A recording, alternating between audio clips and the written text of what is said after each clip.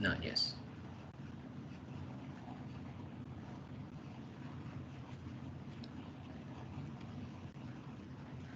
So anyway, so last class, we have started our plate girder, okay, which is very important for bridges and others. I showed you all the, the pictures also. So what we said was plate girder is essentially just an I section only, but you built everything on your own using, the steel plates and flats or something like that, okay. So and then you see you weld all these plates, say, so you make your own plate girder. So the advantage is the section modulus and others is in our hand, okay. So we can design as per our requirements. So this is how the huge you see the plate girders, how they look like also, okay. So how they transport, how they do, and other things also. So these are some guidelines, what span, when you should use a plate girder, when you should use a beam itself, okay. So the main idea behind the plate girder is, as already I told you. So the here in the plate girder, so the most important assumption is like you see the bending moment is carried by the flanges and the web carries only the shear. That is an assumption here. And then the main objective is given a area, say, okay. So we have to increase the section modulus, we have to proportion the area between flanges and web such that you see your section modulus will be maximum. So if section modulus is maximum, so obviously the bending capacity increases, and once the depth of the thing also increases, say the shear area also increases, okay. So that is the idea of a plate girder. So the codal provisions are very clear. So the difference between plate and beam, say, so if d by t is less than 67, so you have to design as a beam. If it is more than 67, then the plate girder has to be invoked actually, okay. So this is the most important clause given in the IS code, which all of you should remember, okay. Now another thing is when d by t is more than 67, say, automatically the shear buckling of the web comes into picture because the web is very very thin. So this problem comes into picture, okay. The shear stress I showed you also in the last class, okay. So to avoid this, this buckling, say, what we do in plate girder is we provide the stiffeners, okay, transverse, longitudinal. So longitudinal stiffener is required for lateral torsional buckling. So this is required for the web buckling, shear buckling, and others. And the idea of providing the stiffener is you are shifting it to the higher modes. So obviously the buckling load, the increases. That is the main, the idea. So this is what also I showed you. You can have a bolted as well as a welded. Nowadays, all our welding is the one which is widely used in the plate girders. Okay. And coming to the modes of failures, so we have flange buckling, lateral torsion buckling, then web also you can have a shear buckling. All kinds of the issues will be there in the plate girders. So to arrest this buckling, say, okay, that is a shear buckling. One is depth to thickness, but it is uneconomical. It goes to a beam. So we provide this web stiffeners and then this tension field action also I told you in the last class, okay. So where a plate girder, say, once the web has buckled in shear, so the stresses gets distributed, okay. And if there are stiffeners, say, so then the diagonals will carry only tension and the compression will be carried by the stiffeners. It is similar to a truss kind of thing, okay. So this also we told you how to find out the depth and thickness of the web, because in plate girders, say, it is not in in our hand, so we have to decide. So for the philosophy, what we obtained was we find out the section modulus, okay. So you maximize the section modulus, automatically you can find out this K, which is a ratio. So we found out that 2/3 of the area should be in the web and 1/3 should be in the flange actual, okay. So this is optimum depth you can assume, and then the optimum thickness also by using these type of simple formula. So generally, we do it in practice, like, this formula you take, you find out the depth and thickness. So some 10 to 20%, you vary around these numbers itself. So some kind of guidelines actual, okay. And for this is from the section modulus point of view. Now, if you want to maximize rigidity, say, that is EI or whatever, then, 1/4 of the area is required in the flanges, then 3/4. Now 2/3, 1/3 came. So 2/3 web and 1/3 you see in the flanges, but that is from the section modulus requirement. If you go from rigidity, say, because rigidity is related to your deflection, that is a serviceability requirement.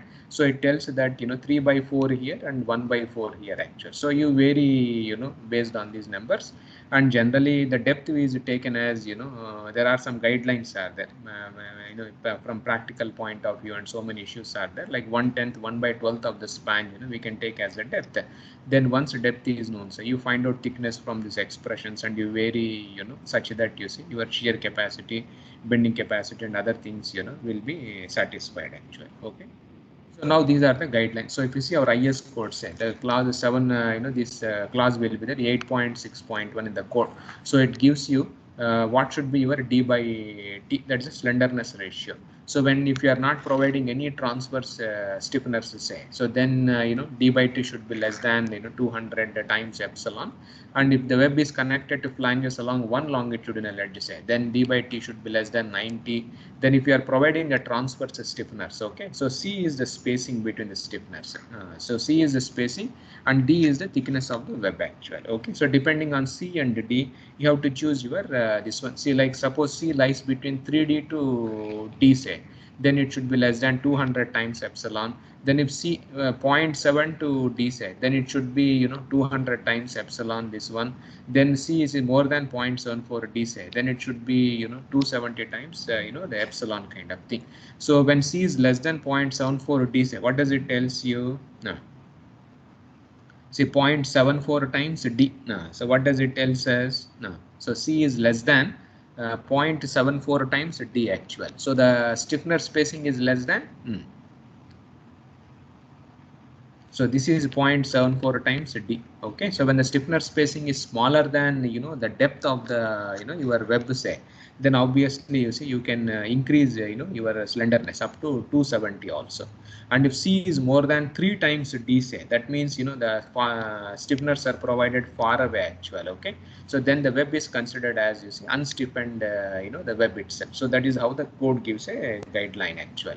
Then if when transverse stiffeners, longitudinal stiffeners are also provided say at one level, that is 0.2 D from the compression flange. So if I have the flanges are like this say, so you are providing a longitudinal stiffener here actually. Okay, that is a 0.22 times D. D is the depth of the web. So then your D by T can be increased to 250 actual. Then if 0.74 to D say, then it will be 250. Then more than 0.74 times D say, then you can even increase to 340. So you can make the web very very slender also. Okay, and then if you provide another longitudinal stiffener say here also at the neutral axis, then you can go up to 400. The web can be made more the slender kind of thing itself. So these are some guidelines you see how to choose the depth, how to choose the thickness of your web itself. So then one more important thing here is in the plate girder say, because it is like a plate kind of a thing. So what happens is there may be the flange buckling requirement is there. One very important thing is there.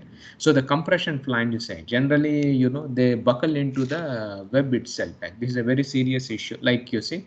So the plate girder is also like a beam. Okay, so we have and the assumption is see the bending stresses are carried by which one in the plate girder. So the bending moment is carried by flanges or the web? Flanges. So that is assumption. Okay, so this is a flange, top flange, then this is a bottom flange. Okay, so top flange will be compression, bottom flange will be in tension if it is simply supported. If it is cantilevers, other way around also happens. So the top flange say it will be in compression, that is FC. Okay, so this is compression. Then we have tension also, FT, then FT.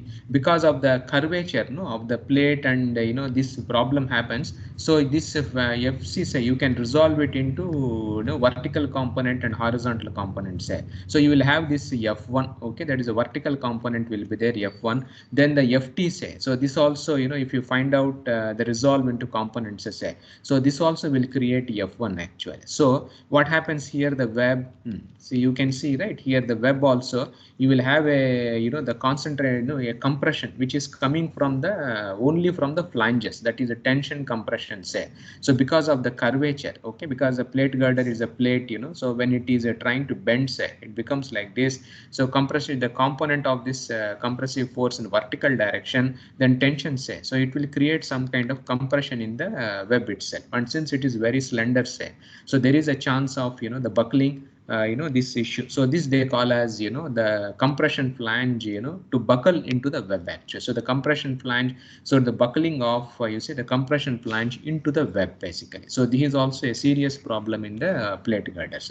So our IS code says that if this is the case say, so then without intermediate stiffeners or stiffeners at spacing say, so your D by T cannot be more than 345. So 345 stands for compression flange buckling into the web itself. So these are the most important criteria. So this was what the general criteria. Okay, where you choose based on the the buckling and other this one. But this comes basically, it is a very special criteria where compression flange getting buckled into the web itself, and this happens only because of the curvature. Okay, when it is trying to bend, so you will have a vertical component of FC, then vertical component of FT, so that creates some kind of compressive forces actually. Okay, so these are the criteria. So now if you want to summarize all those things, so it says like this: if d by t is less than 67, say, okay, so the code clearly says that no need to do any plate girder, you design as an ordinary beam. If K is between 67 to 200 actually, okay, so you can design a plate girder without intermediate stiffeners, and but we have to check for the shear buckling of the web. And for K values, say up to 100 to 110, say, these intermediate stiffeners may not be required, but for large K values, so this web buckling may force to go for a transverse stiffener. So this is just a summary. If you solve any problem, if you select between these ones, you will see these type of problems actually. Now for K value up to 250, longitudinal stiffener also may be required actually, and K value more than 345 should not be taken to avoid compression flange failure. So whatever you do, say, the upper limit is 345. So if it is more than 345, then this compression flange, it buckles into the web, you will have a failure actually. Okay, so this is how is it to summarize those classes, say, it looks something like that. And these are also some thumb rules, people use it in the practice. So if you are designing a plate girder in a building, so D by L should be, you see, the L is a span. Okay, the span to depth ratio, depth to span ratio. For buildings, for highway bridges, we select 1 by 12 to 1 by 18.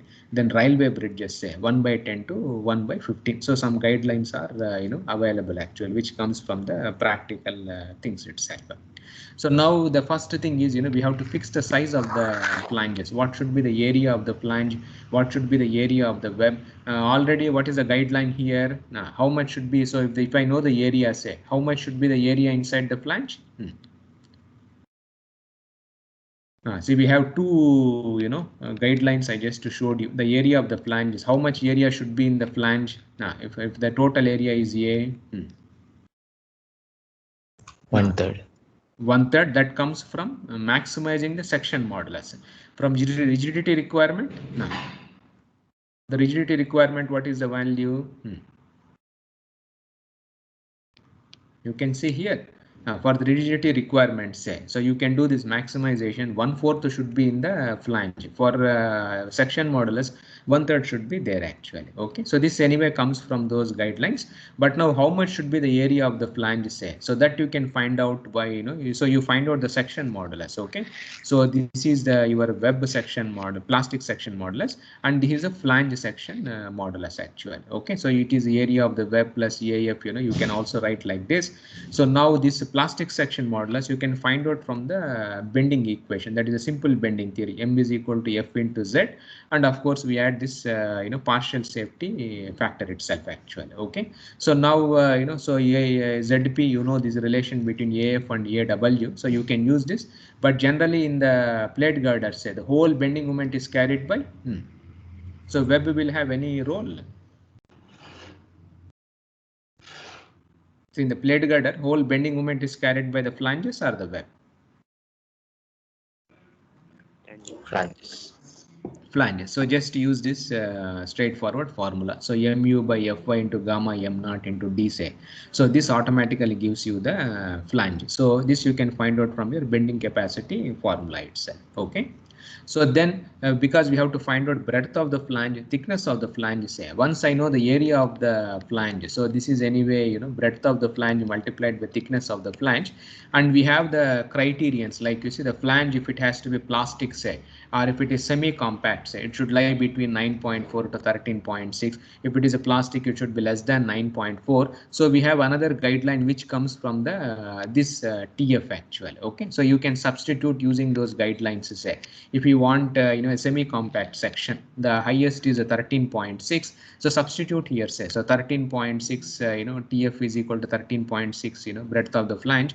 So from this equation, say, you can easily find out thickness of the flange. Once you know thickness, say, you can find out the breadth of the flange actually. So these are the guidelines how to find out the sizes of the flanges. Okay, and now this flexural buckling, say, so as already I told you, for lateral torsional buckling essentially. Okay, so to avoid lateral torsional buckling, suppose if the plate girder is already restrained, then no need to worry about lateral torsional buckling at all. But if the plate girder, if it is not restrained, say, then you have to provide a longitudinal stiffener actual. So here also the code gives so where buckling will happen, lateral torsional buckling. So we have the stress distribution like this, right? So the top one compression, bottom one is in tension. So which one will buckle? Compression. The top portion actual. So this portion will buckle if it is simply supported. If it is a cantilever, say, reverse happens actually. Top will be tension, bottom one will be in compression kind of thing. Okay, so the top one, say, this is going to buckle. So if you want to arrest this buckling, say, so you have to provide a longitudinal stiffener, not at the neutral axis but in the compression flange. So it is a 0.2 times D actually. Okay, so this approximately here you see you have to provide a longitudinal stiffener actually. Okay, suppose if you want to go much more safer, say, then you can even provide a longitudinal stiffener at the neutral axis also. The code clearly gives you the guidelines. So 1/5 of the distance, 1/5 is 0.2. Okay, so that is how this comes into this one.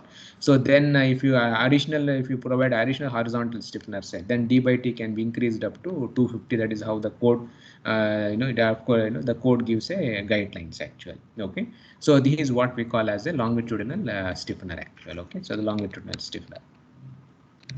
So this is provided in the compression portion. So distance is, you see, 0.2 times D. Okay, so this is how the code gives actually. And now coming to the web, say, where the bending capacity is done, now the shear capacity. Now in this plate girders, the whole shear is handled by web. Okay, flange doesn't have any role in this shear capacity. Okay, so last class I already showed you like that. The videos are there where you can see how the plate girder fails in shear.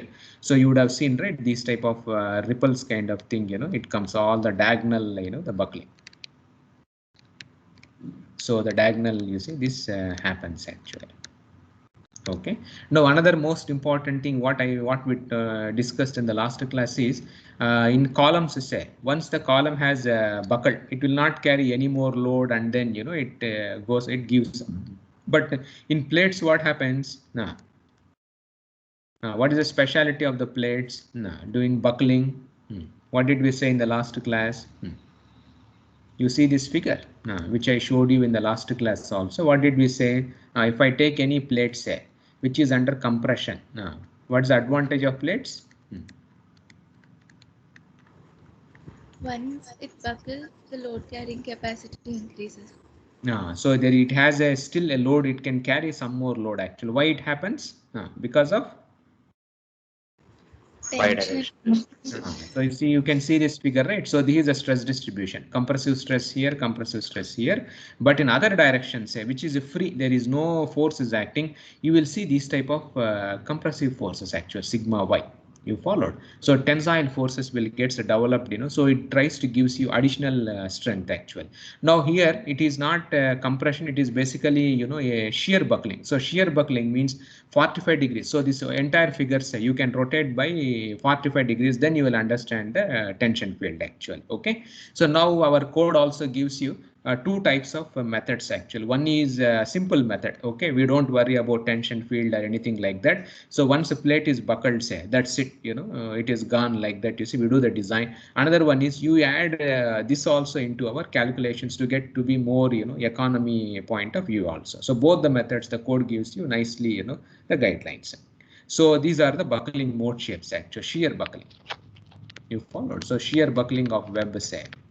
So A is anyway, this portion, that is the distance between the stiffeners maybe. If I put a stiffener this side A, and D is the depth of my the web actually. Okay, so now VA by D is less than if it is a 0.5 say, okay, so A is 0.5 times D, then the buckling mode shape is like this. You can see here the diagonal, it is a wavy structure, you see, you will be having. Now suppose if A by D is 2 say, that means your spacing is more than this one, so A is more than this one. So how it is buckling here? See here what is the buckling mode shape? Can you see diagonal? What type of mode shape it is? It looks like a what type of mode? You take a column, say what is the first mode? First mode is one curve. One curve, that means one peak will be there. Okay, so now second mode means you will see something like this. So now here what type of mode it is? See in the diagonal direction. In the diagonal direction what is happening? Second mode. Maybe you see, so this one, if you see diagonal direction, it is like a column only. You followed here, it goes something like this. But if A by D is a 2 times D, say now you can see what is happening here. So you see one peak here, one downside here also. So the buckling modes also, it varies based on your aspect ratio of the plate. Like you see if A, D, if there are different, you can get variety the buckling mode shapes also. Okay, so anyway, this is theoretically also we can calculate and we can do all the calculations. So theoretically if you take a plate, say, okay, so rectangular plate of size C, then D. Okay, the C is something like rectangular plate. Why we take is D is the depth of the web and C is the spacing between the stiffeners actually. Okay, so it's one stiffener here, another stiffener here.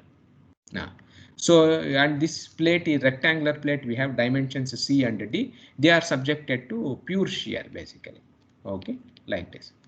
Now if I want to find out the buckling strength, say, of a plate, rectangular plate subjected to pure shear, say, we can easily calculate actual. Okay, you have to write the plate equations.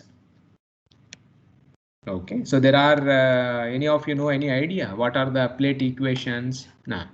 So what type of plate equations are there, say? Have you any idea? Like you say Euler-Bernoulli beam theory you have studied, right? Plane sections remain plane and other things. So there is one theory is that Kirchhoff plate theory. You followed the Kirchhoff plate theory is there. So where you assume, you see, you have a plate, but it is a two-dimensional object. Here also you assume, you see, plane sections remain plane and all those things, and you can derive, the equations itself for a plate. So they will have a partial differential equations because things are varying with respect to x, then y, all other things are there, say. So Kirchhoff plate theory is something like your Euler-Bernoulli thing, but in 2 dimensions. Okay, so you solve the plate equations, then they will be fourth order ODE. Okay, PDE, sorry, they will be fourth order partial differential equations. You solve those equations, say, so you will get the critical buckling stress due to shear buckling actual. Okay, so you can write as kV into pi square E 12 into 1 minus u square, and then you see TW by D, where mu is the Poisson's ratio. And the kV is a coefficient, say, so which depends on the support condition. Suppose if it is simply supported, you will get we have seen, right, for column also, for fixed say it is a different, for fixed simply supported it is different, so here also we will have this equation. So this is anyway analytical derivation. Okay, this is analytically you can solve using Kirchhoff plate theory, and then you solve, say, you will get this expressions. So kV is 5.35 when transverse stiffeners are provided only at the support, and if you are having C by D, different cases, say, so you will get a different this kV value. So you can even solve like if I have a plate actual, okay, with a stiffener here. You followed, so with a stiffener here, say, so, and then this plate is subjected to pure this shear, say, so you can find out the buckling strength actual. Okay, so analytically you can solve, you can model the stiffener as a beam and then other portion as a plate. You write Euler-Bernoulli equation for the stiffener as a beam. Here you write plate equation, you do all those analytical calculations, we can derive all these formulas. So you will study more these things in stability course. We have a course on structural stability. Some of my videos are there. Okay, so if some of you are interested, you can just see how do we get the analytical derivations. But as far as this course is concerned, say, so these derivations are not so important here. Okay, so this comes from our the plate buckling, that is a pure shear buckling. So now our IS code, what it does is, so like you say, this is the curve actually, tau CR, like a column curve, right? Euler's buckling load also, you remember, we got like this slenderness ratio versus this one. So, right here, the Euler's buckling load is not valid because, it just buckles by, it just fails by yielding. So here also the code, based on experiments and so many other issues are there. So they classify. So this is a curve which is used in the IS code actually. Okay, so it is classified like this into 3 regions basically. So this is a slenderness ratio. Okay, the lambda W, if it is less than 0.8 say, so we call it as a thick web kind of thing. So the web will fail by yielding itself. So if lambda W is more than 0.8 say, then your buckling the starts here, and there are 3 regions have been identified, and inelastic and other things, and this is a pure slender actually. Okay, the members itself. So these are the formulas given in the code. So this formula has come from analytical derivation and then experiments actually. So this analytical derivation is this line. Okay, so which comes from this this expression, that is a stress. So then here, so these are all experimental regions actually. So inelastic and other things will be there. So 0.8 is the number here. See, for columns, what was this is slenderness ratio, normalized slenderness ratio for columns, any of you remember? Now, for columns also we had that curves, right, like this. Now, what was this limit? 0.2. X 0.2 for beams, lateral torsional buckling. You remember, 2 buckling curves are there. What was that value? See, beams for lateral torsional buckling, we said, right, there are 2 curves, I think, welded section, rolled section, something like that we have said. And what was the lambda? Any of you remember? 1.2. 1.2. Just to check. Okay, I also followed it. What is the value? 0.4. Excellent. 0.4 is the value. Okay, so you can verify yourself. Opposite 0.4 for beams and 0.2 for columns. Why? What is it? Sir, isn't it 0.4 for beams and 0.2 for columns? Yes.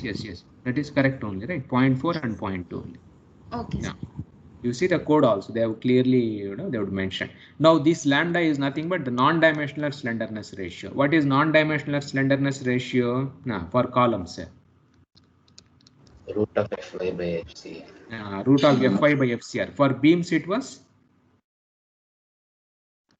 For beams it was MP by MCR, something like that it has, you remember. So now similarly for web also, here also it is, FYW, that's the yield strength of the web, divided by tau CRE, which is a critical buckling stress, like same as Euler buckling. And of course, why root 3 comes? 1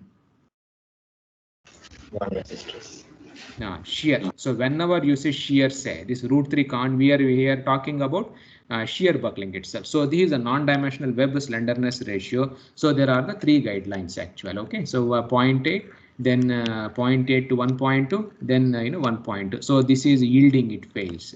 Okay, so here this is inelastic portion, and then we have the slenderness.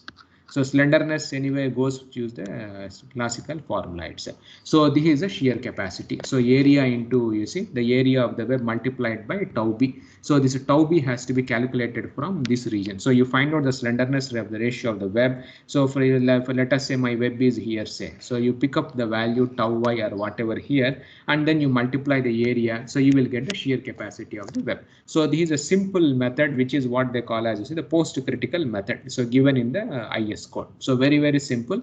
No any tension field, nothing like that. We are not interested in anything, just a simple formula, just as a column itself. Okay, this is a simple method, so which is easy and widely used in practice also. Okay, but now if you want to use a tension field methods, it is little bit complex, or you have to do a lot of more the calculations. But here there is also there are some issues are there when you have to use a tension field, when you have to use a simple method. Simple method is perfectly fine, but tension field, there are some issues are there. So for tension field, to this action also should get developed in the the plate girder itself. So as already I told you, you. So when you are having the load, say, so the shear will be there and the web shear buckling is more important. So these are all the stiffeners actually. Okay. So what happens, we already said was, so the diagonal compression, you see it happens and the tension gets generated here, and this tension, say, automatically, you see, you will see this type of a truss. So the diagonals carry tension, that is a tie model we say. Then the strut means, you see, a column, the compression. Okay, so this is a try and strut model also we say. Okay, and it's a tension kind of thing itself. So this is how the tension field gets generated here. So now you know, so for the tension field, say how, you know, this tension field forms, how it fails basically. Okay, in tension field there are a lot of you know, theories are there. Okay, so many people have developed variety of patterns itself. So this is a pure shear. So this is how, you know, the tension field or whatever it gets developed. So this is a one theory, one Basler theory they say you followed, right? So this was a theory, you know, olden thing. So what he says is, you know, when it this is a yield zone here basically. So now where are the yield zone? What is going? So where the yield is happening? So you see this portion, say. So yield is happening in which portion? Flange or the web?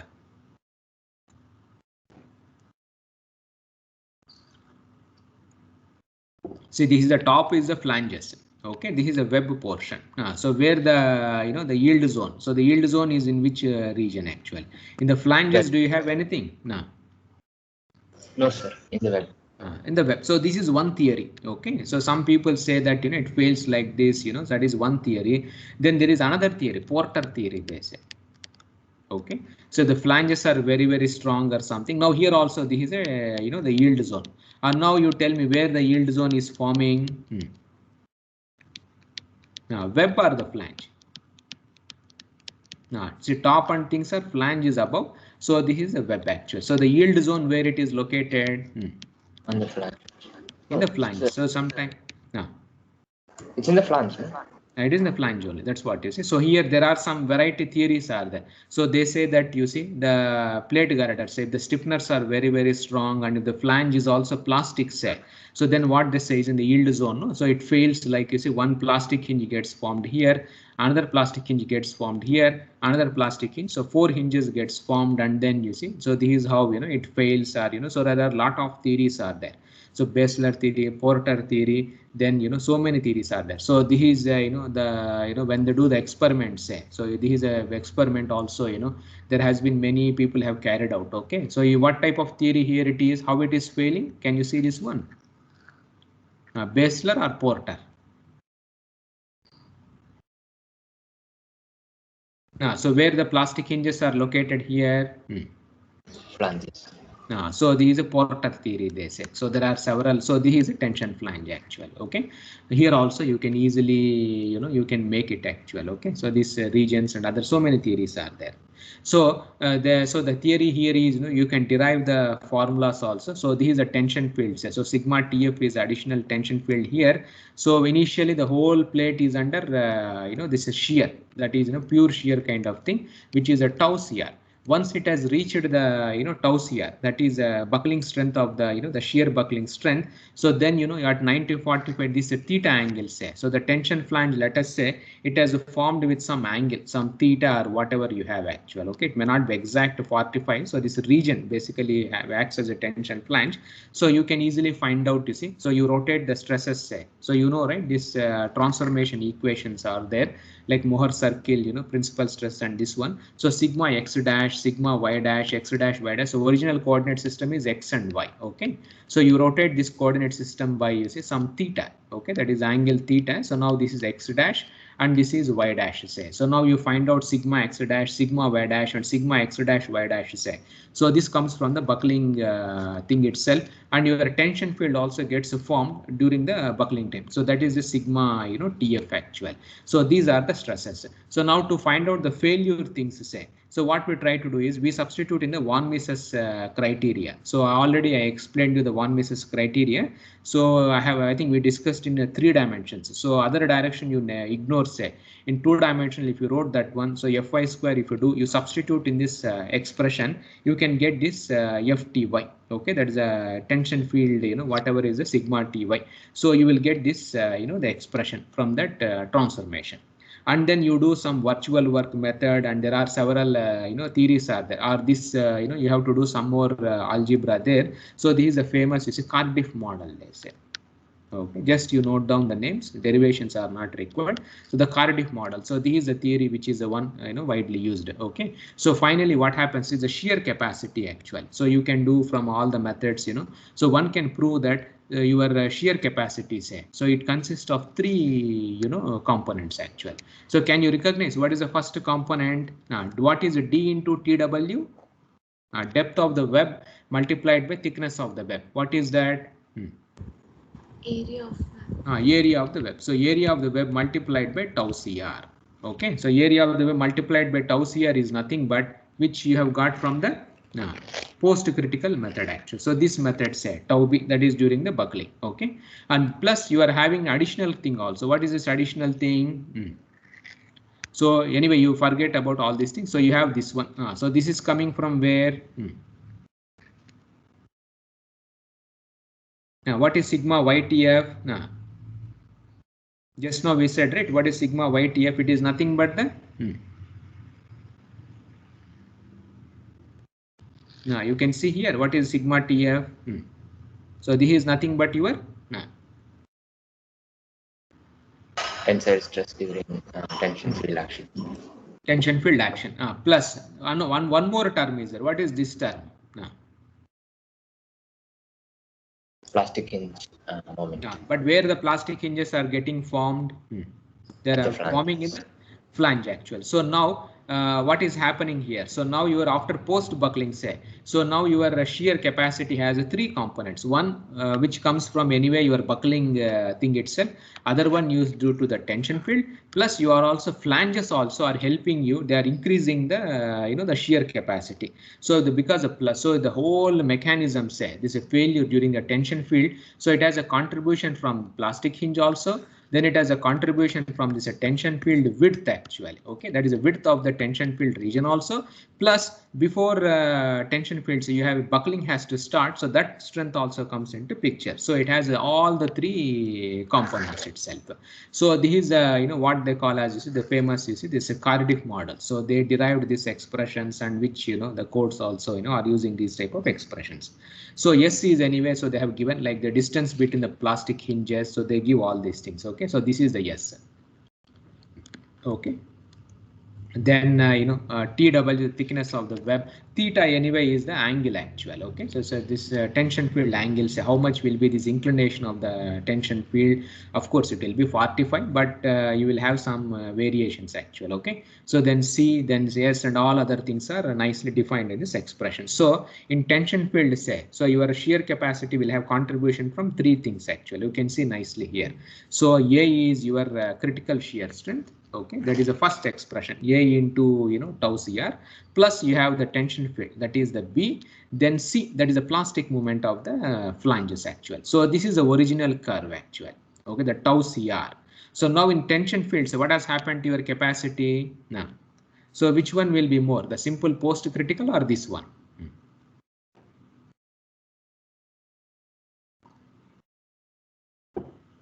See, there are two methods we discussed it. The simple post critical method, you are using only First portion. Now what has happened? You had additional two terms. The obviously because the plates will have this strength itself. Okay, so here these are the three things. So here based on these things, you can define. See, suppose if the flanges are very weak, what happens? The flanges are weak actual. So very weak, say, then what happens, say, to this expression? If the flanges are very weak, say, there will be no plastic hinge. So this will not contribute. You followed. So this contribution of this term will be very small. You followed, right? So then the flange, the hinges will form in the web, and then you see that expression, say. So you have to slightly MPF. So this will be very small. So the two terms will be there. Suppose if the flanges are very strong, say extremely strong actual. Okay. So then what happens? Now, see here, what is happening is a failure mechanism. You are having, the hinges are getting formed here inside the flange. Also, you have a hinge actual, but if the flanges are extremely strong, say, so then the hinge may form just only at the junction. That is a stiffener and whatever you have, right? So here also, you will see variety type of the failures actual. So the simple expression say. Will tell you so many details. Actually, the flange is strong, what happens? This term will be dominating. The flange is this one, which term will be dominating? If the web is strong, so what term will get dominating? So you can play, you can plot and you can see variety of the failures actual. Okay, so this you can find out so many interesting things. So this they also say is a picture frame type of mechanism also, like just a frame itself. Say the whole thing is getting here also. And the tension field angle also will be, you see, 45 degrees, and ultimate shear you can write from this expression. So you will have all kinds of issues. So in the IS code, say, okay, so finally in the IS code, so this is expression which is used in the IS code. So you can see that class 8.6 or somewhere it will be there. So this is a tension field actually. So in the tension field, say, so we have AV times tau b, which is from your post critical or the post buckling thing, plus you have this which comes from the tension field actually, where W is nothing but the width of the tension field, then TW thickness of the web, and Fy. So this is that von Mises thing, okay, which comes from this expression. So this is anyway that von Mises thing I already showed you here, right? By that this expression. So you solve this equation, you will get some terms like that. Okay, so this comes from that von Mises thing. So Fv then psi. So this is 1.5 times tau b times sine 2 phi, and this is phi is the inclination of the tension field, which is given by tan inverse of d by c. D is the depth and c is the spacing between the stiffener or the aspect ratio or something. So the value of phi ranges from, you see, theta by 2 to theta, and the minimum value, say, applies when the flanges are, so the code gives a guideline fully utilized actually in resisting the applied bending moment, and the maximum value of theta applies when there is a complete tension field condition with S is equal to C. So any assumed value, the code says is a conservative, and of course Euro code they use theta by 1.5 also. So this is also widely used in our calculations. Okay, so now the width of the tension field, say, that is this zone actual. Okay, so this width basically, so that is W TF. So this is given by this expression. So D cos phi C minus SC minus ST. So SC is anyway the anchorage length, we can say, in the compression zone and in the tension zone actually. Okay, so many variables will be there, and many cases which I will assume SC should be same as ST also. And then you can find out from this expressions, that is a width of this anchorage length actual, okay, in the compression as well as in the tension. So this depends on the flange bending moment capacity and others basically. Okay, so MFR is the the bending capacity. You have to find out from this expression. So you have one more NF actual, so axial force in the flange. So you have to substitute all those things. So then you will get your S, which is anchorage length in the tension side as well as in the compression side. Then you solve, you find out the WT, width of the flange, and then you substitute, you will get your shear capacity itself. Okay, so this is how the code gives. So these are the definitions. So phi is this the inclination of your tension field. So C is the spacing between the stiffeners. Then D is the depth. WT is the width of the tension field. SC, ST, so they are the anchorage length. Okay, anchorage length we say. Now, so the calculations increases actually. So many variables will be there, and you follow, right? You have to calculate all the details. So this is a tension field. So this is how you have to calculate in the tension field. So so for designing to find out the shear capacity in the website, so two methods our code gives. One is a tension field, and another one is this simple post critical method, which is very easy, the post critical thing, because your formula is also very simple and just some care. But if you want tension field, you have to do some additional the calculations. But the advantage what you have is which one will be higher? Which one will be higher, from tension field or from the post critical? Tension field. Tension field. But here you are also having a disadvantages also. So like if you want to have a tension field, so what is that you have to have? See, suppose I have unstiffened web batch. I am not providing any stiffeners. Then what happens? Can I use a tension field method? See, now I have a plate girder, no stiffeners at all. Only end stiffeners I have put this way and this way, no intermediate stiffeners actually. Now what happens to the, can I use a tension field can get formed?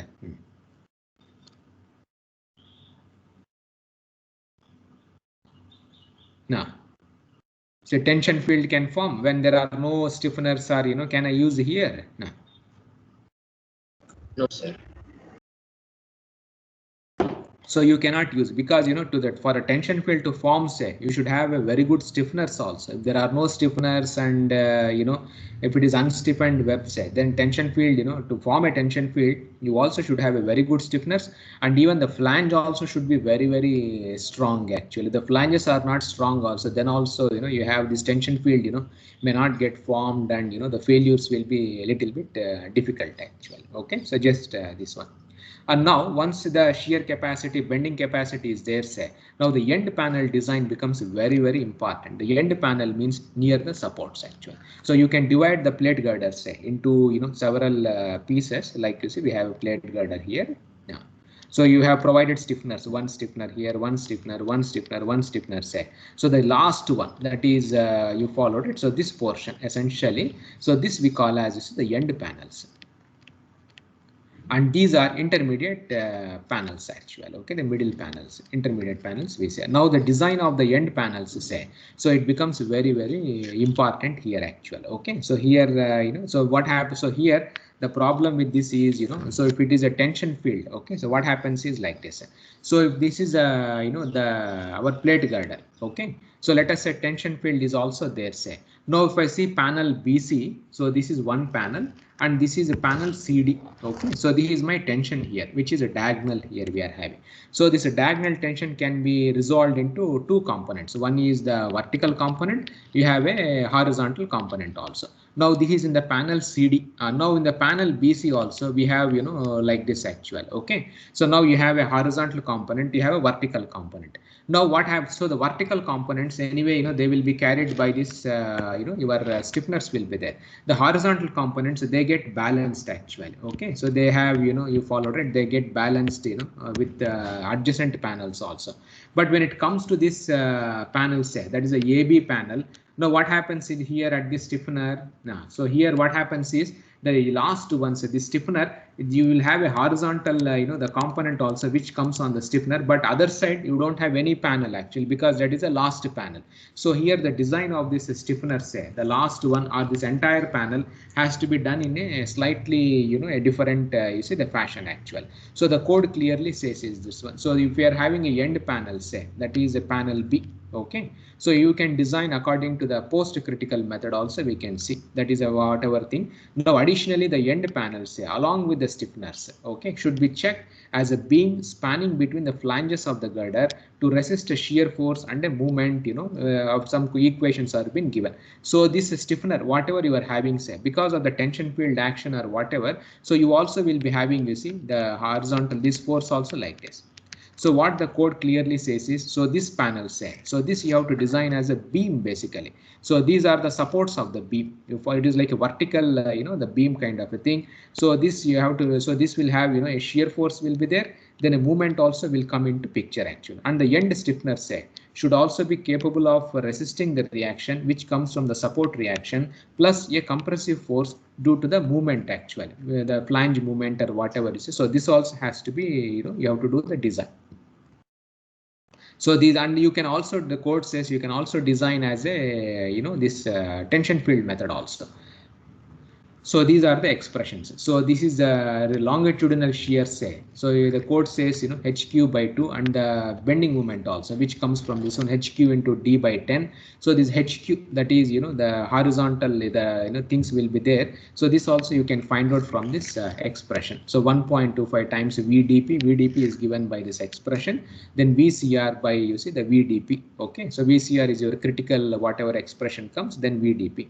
And if the actual factored shear forces in the panel designed using tension field approach, if it is less than the nominal shear strength, say, so then the values have to be reduced by this ratio also. So this also the code gives you our clear guidelines. So when we are solving the problem, so these things you will find out in a nice fashion when you are solving the exact the problem. So the end panel design say, so this is very important actual. Okay, so now, and sometimes what we use is this one. Okay, the end panel say, so this people also, we also call this as a bearing stiffener also. Okay, and if it is end panel, so we also call this as a end post also. So this is a word which is widely used, end post. Okay, so end post means it is a very strong. So this stiffener has to be designed to make it very strong. So these stiffeners are very easy, they are intermediate stiffeners only. So their design is different, but the end one say it has to carry this support reaction, plus from these panels say to shear buckling, you will have these type of the horizontal things will be there, so which will cause a shear as well as a bending moment. So that also it should be able to resist actual. And sometimes what people do in many cases is this is the end panel say, so they provide extra also double stiffeners basically. Okay, two stiffeners are there here. Okay, so one stiffener here, one stiffener also they do, or but here you have to have a the space should be there where you can have got some extra the space will be there, or you can do a single stiffener also. So the code clearly gives you a guideline. So if a single stiffener is provided say, so it should act as a bearing stiffener as well as the end post actual. So the end post is rigidly connected to the flanges using full strength welds and should be able to resist reaction and movement from the anchor forces, which is equal to 2/3 times MTF. Then the width and thickness of the end post should not exceed the width and thickness of the flange. So the single stiffener and end post act as a load carrying stiffener and bearing stiffener actual. Okay, so this is how the code gives. And if you are having a double stiffener say like this type of thing, okay, so two things are there. So this is a support, you have extended your panel on this side also. Two stiffeners are there. The bearing stiffener is designed for compression stress due to external action, and that these two stiffeners along with the portion of the web projecting beyond the end support, they form a rigid end post to provide necessary anchorage for the tension field in the end panel.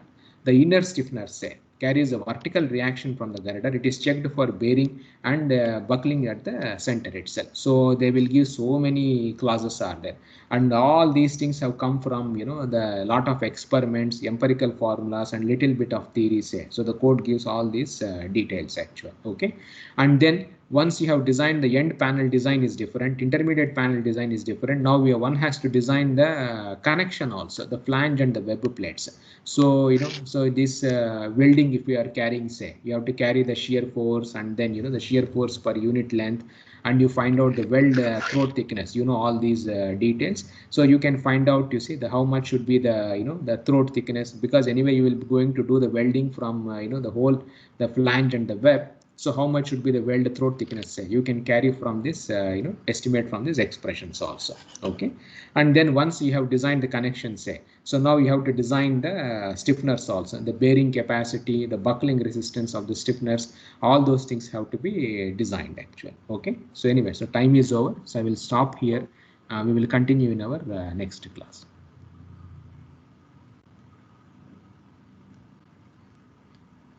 And before we close, right, so I hope all of you know, right, tomorrow